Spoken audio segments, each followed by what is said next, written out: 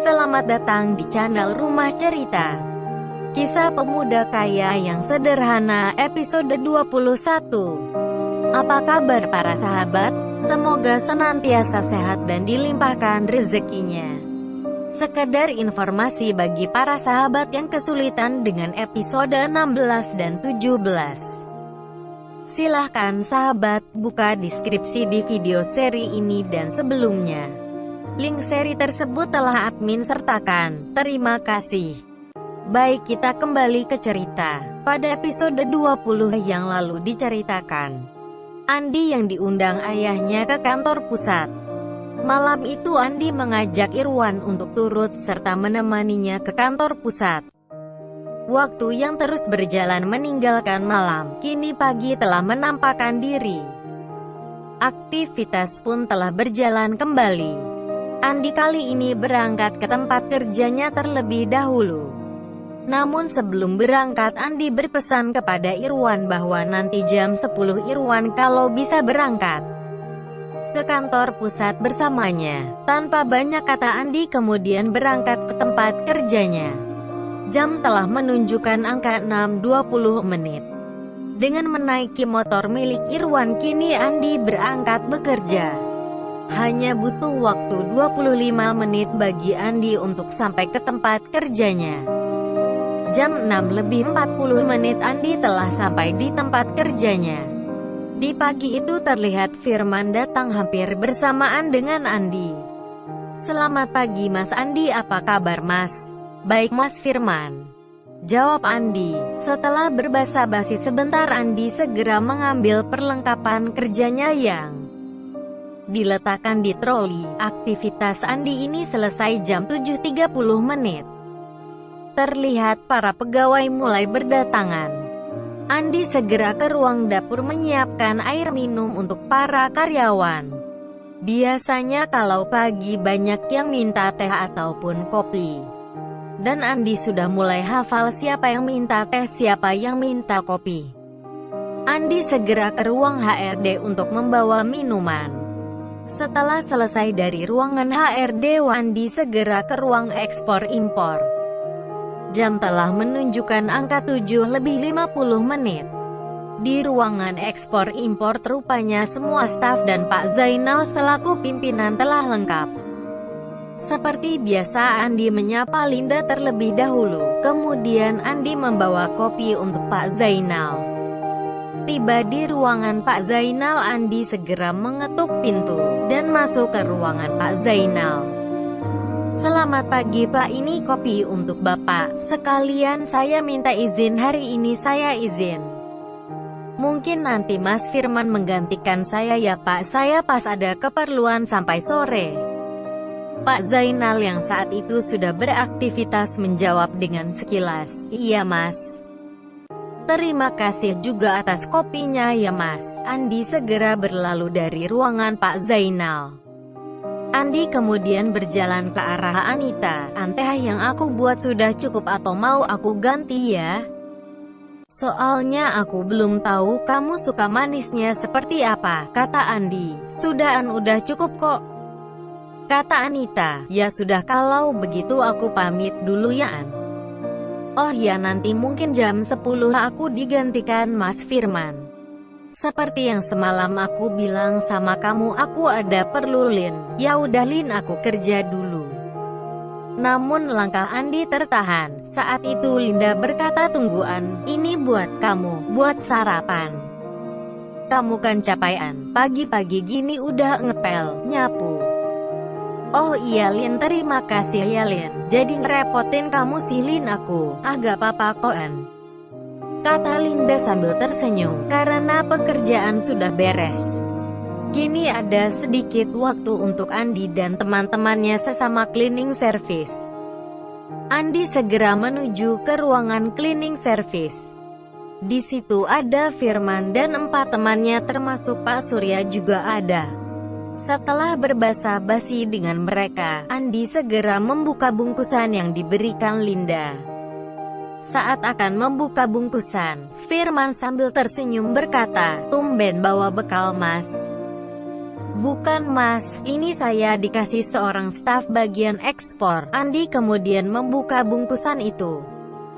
Ternyata bungkusan itu berisi satu kotak makan pagi dan satu kotak berisi kue. Kue-kue itu kemudian ditaruh di depan rekan-rekannya, termasuk Pak Surya. Pak, buat teman ngopi Pak, mumpung belum sibuk lagi. Dalam kesederhanaannya, Andi kemudian membagi makan paginya itu dengan firman, "Mas, kita bagi dua. Buat ganjal perut ya." Terlihat keakraban yang begitu mendalam dengan adanya Andi di tengah mereka. Pak Surya yang melihat hal tersebut diam-diam mengagumi sifat Andi. Setelah selesai dengan sarapannya, Andi kemudian minta izin kepada Pak Surya untuk meninggalkan kerja jam 10 nanti. Pak Surya mengizinkan, namun Pak Surya meminta kalau bisa Andi pulang lagi soalnya Roni hari ini masih belum masuk. Andi pun kemudian berkata, "Iya Pak, lihat nanti situasinya seperti apa. Tapi saya tidak janji ya Pak. Ini saya akan izin dulu ke HRD Pak." Mendengar hal itu Pak Surya berkata, "Ke saya saja gak apa-apa Mas. Nanti saya yang menyampaikan kepada HRD." "Tidak apa-apa, sekalian saya mau ke HRD kok. Saya pamit dulu ya Pak," sambil sekalian beres-beres di ruangan HRD dan melihat ruang lobi. Takutnya ada sampah atau kotoran. Singkat cerita, kini Andi telah berada di ruang lobi dan merapikan beberapa tanaman di dalam pot yang ada di ruang lobi. Setelah ruangan lobi dirasa semua telah beres, Andi segera berlalu menuju ke HRD. Andi segera membersihkan sampah dari mesin penghancur kertas yang ada di ruangan itu. Dan ada beberapa staf yang minta dibuatkan teh. Jam menunjukkan angka 9.30 menit. Andi segera bertanya kepada salah satu staf HRD yang bernama Pak Hengki. "Pak, saya mau bertemu dengan Ibu Siska, apa bisa ya Pak?" kata Andi. "Ada apa Mas mau ketemu dengan Bu Siska? Sepertinya beliau sedang sibuk deh." "Masnya ada perlu apa? Nanti saya sampaikan," kata Pak Hengki. "Ini Pak, saya mau izin, ada kepentingan mendadak." Sepertinya Pak Hengki ini dari tatapan matanya terlihat kurang bersahabat dengan Andi. "Mas, kalau izin gak bisa mendadak seperti ini, semua ada aturannya. Harusnya 1 atau 2 hari sudah disampaikan, supaya HRD bisa mengkondisikan untuk bagian Mas. Tapi Pak, tadi Pak Surya sudah saya beritahu dan beliau mengizinkan," kata Andi dengan tenangnya. Pak Hengki dengan sinis berkata, "Kalau saya gak mengizinkan lalu mau apa Mas?" Ikuti terus kisah dari channel Rumah Cerita. Tanpa disadari, Andi dan Pak Hengki yang tengah terlibat pembicaraan, Bu Francisca berlalu di tempat tersebut. Dan alangkah terkejutnya Bu Francisca ketika melihat Andi ada di ruangan HRD. Tak seperti yang dipikirkan Pak Hengki, nampak Bu Francisca menyapa Andi. "Selamat pagi Mas Andi, ada apa nih Mas, kok sepertinya serius sekali?" Andi segera membalas salam Ibu Francisca. "Selamat pagi Bu. Ini saya sedang berbicara dengan Pak Hengki. Untung Ibu ada di sini. Jadi bisa langsung ke Ibu. Maksud saya hari ini jam 10 mau minta izin Bu. Saya ada keperluan dengan Irwan. Saya mau ke pusat Bu." Mendengar itu Bu Francisca berpikir, kalau gak salah direktur utama perusahaan ini Pak Theo juga mau ke pusat. Kok bisa pas begini ya, ada apa? Namun ketika Bu Francisca teringat kejadian kemarin, hati Bu Francisca makin dipenuhi tanda tanya. Dan untuk melarang Andi tentu dirinya tak berani dengan resiko yang harus ditanggung. Maka Bu Francisca berkata, "Iya Mas, tidak apa-apa Mas, silahkan saja Mas. Mas Andi mau jalan bersama Pak Irwan yang manajer keuangan itu ya Mas," kata Bu Francisca. Iya bu, saya mau jalan sama Irwan. Mas, kalau gak salah Pak Theo juga ke pusat. Memang ada apa mas di pusat? Kata Bu Francisca.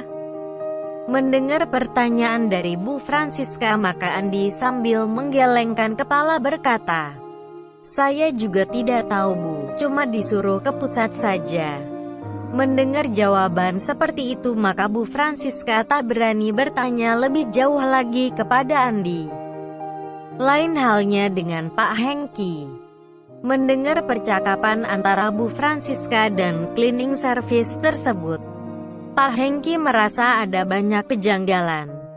Bu Francisca yang biasanya agak cerewet dan cenderung ditakuti semua pihak, tapi di hadapan cleaning service ini, Bu Francisca terlihat lebih sopan dan berbicara mengikuti arus.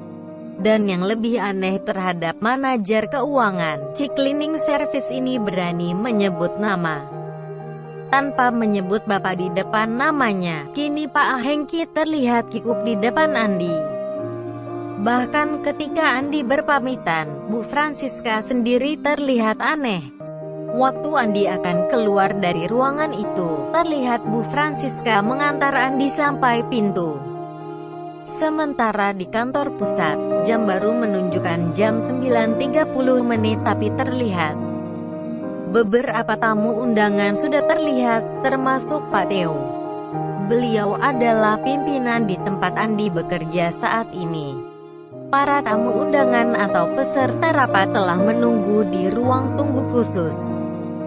Saat ini Andi yang tengah berada di dalam mobil yang dikemudikan Irwan tampak memasuki halaman kantor pusat. Andi yang masih dengan seragam cleaning service-nya nampak turun dari mobil, disertai dengan Irwan. Kini Irwan dan Andi telah berada di ruang lobi kantor pusat. Saat memasuki ruang periksa tamu, maka setiap tamu harus meninggalkan KTP-nya, termasuk Irwan. Karena rapat akan diadakan di ruang khusus, maka ruang tunggunya pun ruang tunggu khusus. Ruangan itu memang dikhususkan untuk pejabat setingkat manajer dan direksi. Saat memasuki ruang periksa, maka Irwan menunjukkan tanda pengenal perusahaan. Karena jabatan Irwan adalah manajer, maka Irwan diizinkan masuk. Namun berbeda dengan Andi yang berpakaian cleaning service, Andi malah didorong oleh seorang security untuk meninggalkan ruangan itu. Itulah kisah pemuda kaya yang sederhana, episode 21. Bagaimana kisah selanjutnya? Ikuti terus cerita ini, subscribe dan like ya sob, biar kita tetap temanan. Terima kasih.